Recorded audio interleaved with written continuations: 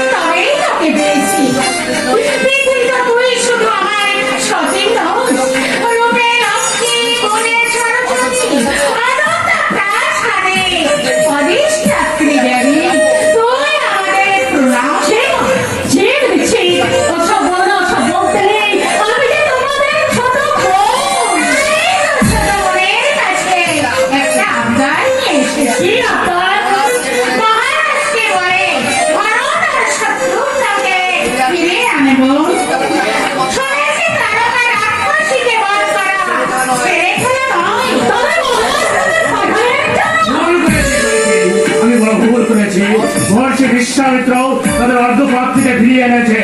আমার উপর যথেষ্ট রুষ্টু হয়েছে।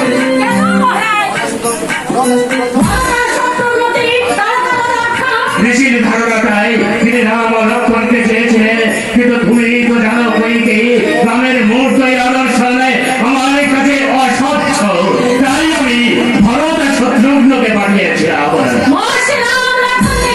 না পেরে পুরোহিত ঋষির অভিশাপে অগ্নি বন্যায় আমাকে ভস্মীভূত হতে হবে। এদিকে রামের আঘাত দাও আমার চোখে মহাশ্মশানে, তাকে ছেড়ে আমি এক মুহূর্ত থাকতে পারবো না। কইকেই কৌশল্যা তোমরা আমাকে যুক্তি দাও, বুদ্ধি দাও, এখন আমি কি করি?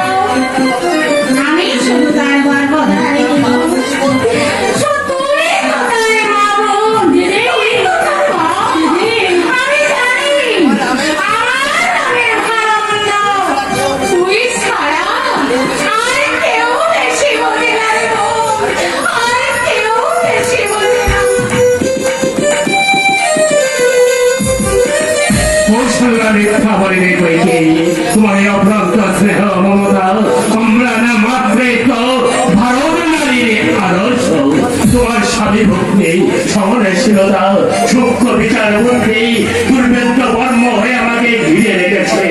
বড় বইকে এখন আমি কি করি? মহর্ষি যে অধৈর্য হয়ে পড়েছেন, কিন্তু আমি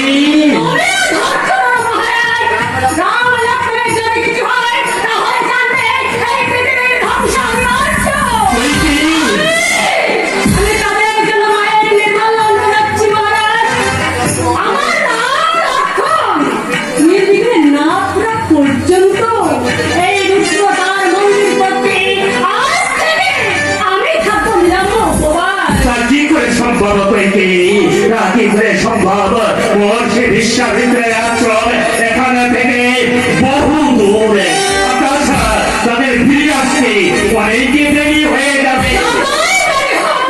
আমার রাম লক্ষ্মণের বিপদমুক্ত মুখ না দেখে আমি সন্তান করতে পারবো না।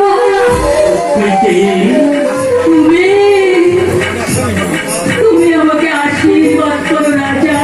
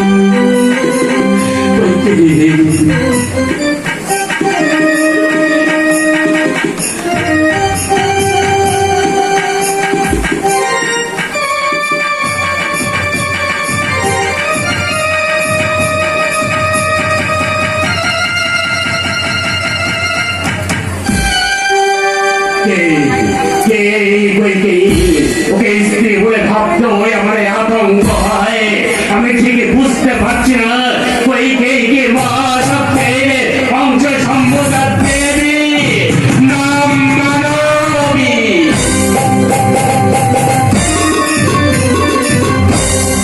আমি মিথিলার রাজকন্যা, পিতা আমার সর্বর আয়োজন করেছি। বীর নামের প্রতিটি মেয়ের মনে কি এমন আনন্দ প্লাবন হয়ে যায়? হয়তো তাই, কিন্তু আমার মনে আনন্দ যেমন আছে তেমনি দুঃখ এবং ভয়ও আছে। মহর্ষি ভার্গব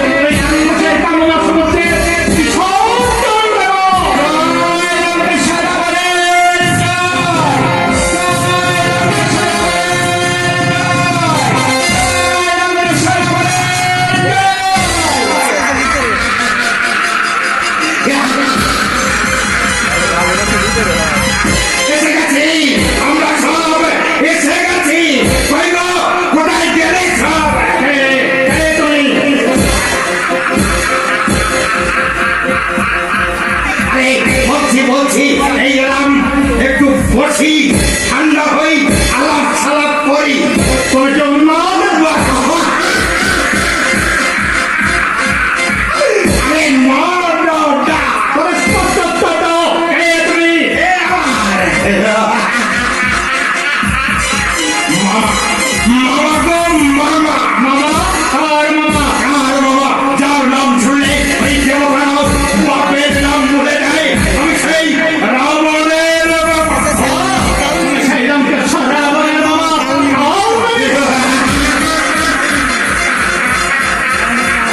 এইটা করে কি তুমি ঠিক চিনতে পেরেছ? তাহলে এই খাঁচার ভেতরে প্রাণটা করতে তো করতেই হবে।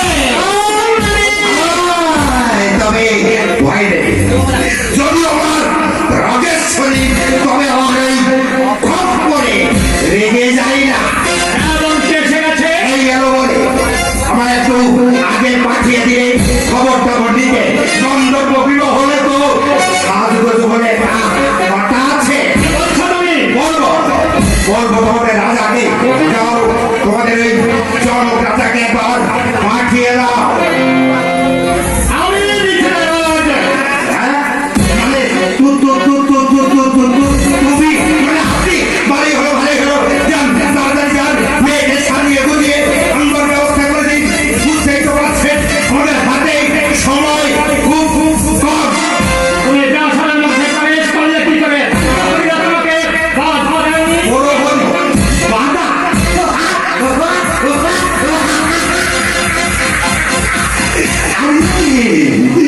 বড় হলি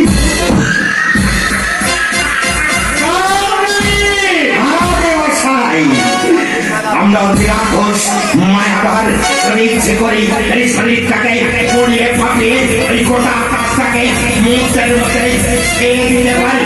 আবার যদি ইচ্ছে করি ছোট্ট একটা মাছি মাছি হয়ে ওই ছোট্ট একটা ফুটো দিয়ে এখন ফুরুত করে উড়ে যেতেও পারি। দৃষ্টান্তটা অপেক্ষা করবে।